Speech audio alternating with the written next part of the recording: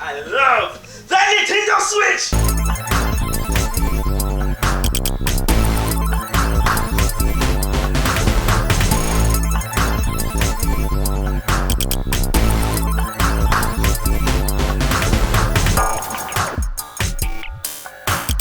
What's going on YouTube? It is your boy QKG, and today we're getting down with a game that really dropped completely out of nowhere and had one of the weirdest confusing titles I've really ever played in a game, but surprisingly caught me off guard. That game is called Crsed, I guess, but it was also known as Cuisine Royale back in the day, but it changed its title. So this game dropped on the Switch, and when you actually first look at the game on the eShop, it says it supports 1 to 99 players, boy. So that oozes Battle Royale, and then when you look at the screenshots, it looks like a PUBG-esque game, and it looked pretty interesting. So I was like, well, it's a Battle Royale, it's free to play, might as well give it a shot. What is there to lose? This is an honest review. A lot of this is never scripted. This is just your boy talking to y'all, okay? I'm giving y'all the game on these games because that's my game. I don't know, I'm just saying weird stuff. But anyway, when I first booted this game up, and I didn't play in handheld mode first, I played portable mode just because I wanted to stream it, or I played docked mode, I'm sorry.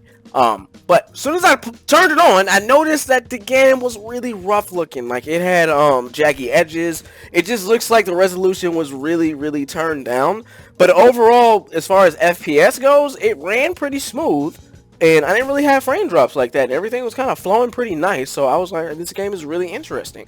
But the funny thing is, when I played in the off time, in handheld mode, after a subscriber commented on the channel, that's when I realized, okay, it actually does look better in handheld mode, surprisingly. So then that answered the question. Maybe it's some type of upscaling issue because Vigor had the same problem when it came out. It wasn't upscaling properly.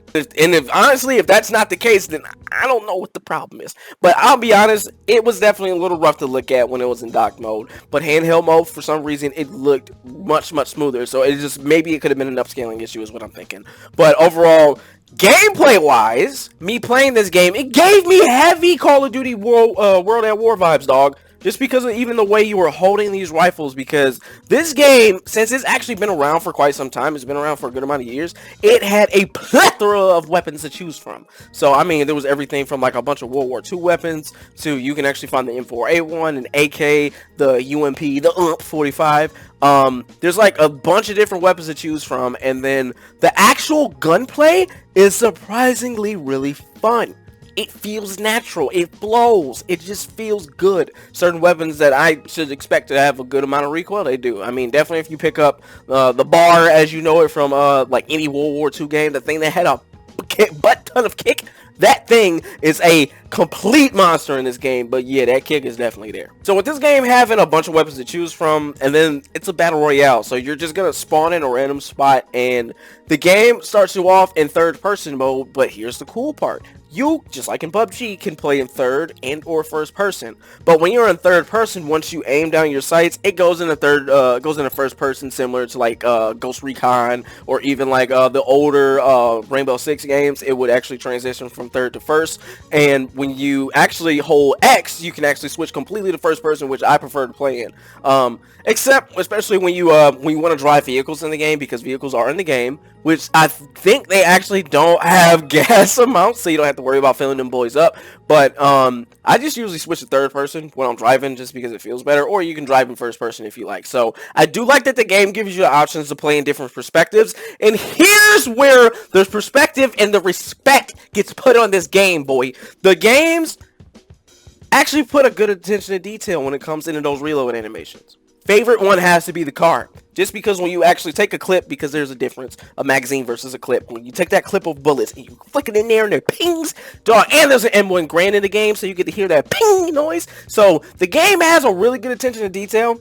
And I noticed with the M4 A1, when you pick it up, after you reload it and you cock it back, you can actually see the bullet, get loaded into the chamber, dog. So it has a good attention to detail. Different reload animations for the amount of bullets you have. Let's say if you shot one car bullet and you have 4 left, instead of putting a whole clip in there, they'll just put 1 bullet in there, click, you're good to go. There's also weapon attachments in the game. Certain weapons who can actually take certain different sights in the game. Like there's one that's like a night vision scope, but it's pretty much like a reflex sight from like, it literally looks like the one from Modern Warfare 2. And there's actually like a 4 times, a 6 times, a 8 times scope in the game. And there's literally a bunch of different rifles to choose from. So, and hit detection's pretty good actually. I did notice that the hit detection was actually pretty good. Weapon sway is there, and you're gonna have recoil, so it's gonna feel immersive when you're in those gunfights. And you can hold your breath. And you can actually aim down the sight a different way. Let's say if you actually have a scope attached to your car. Let's say instead of aiming down the sight, if there's an enemy too close, you can just tap the aim down the sight button. And you will actually use your iron sights versus your scope.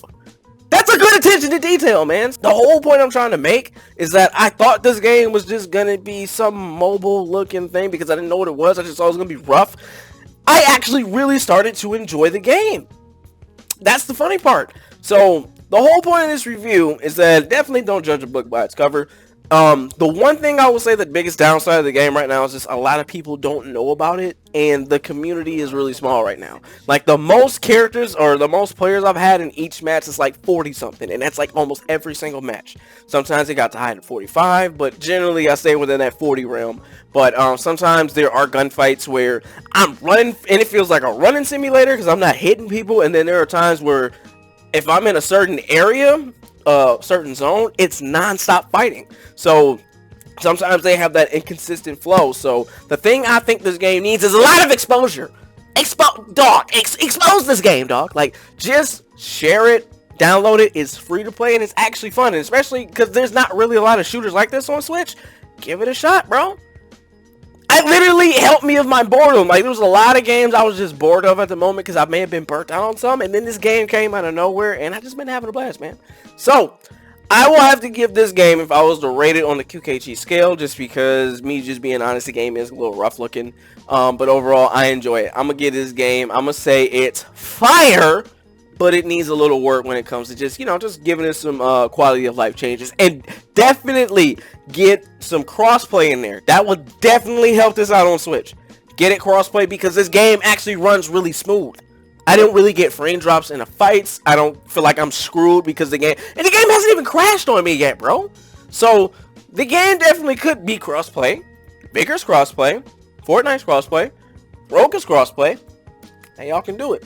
So I will definitely, that would be my critiques on the game. Definitely look to give it some quality of life changes, and definitely we need crossplay. That would definitely set this thing off, and it would kick the community even further out into exposure. So that's what I got to say about Crsed F.O.A.D. I got to say about the Nintendo Switch version. Definitely makes it is a fire, but it just needs a little bit of work here and there. It just needs some quality of life changes. But overall, I guarantee you, if you download the game and play it, you're gonna get players and you're gonna have a good time. I've been having non-stop fights. So I would love to thank you guys for tuning into this video, and as always, make sure you go and slide over to my comment section and drop a comment on what you think about this game. And also, make sure you slide over to my Discord server where all we do is post links, talk games, and chop it up like homies, because we know games. I'd like to thank you guys for tuning in. It's your boy QKG, and peace out.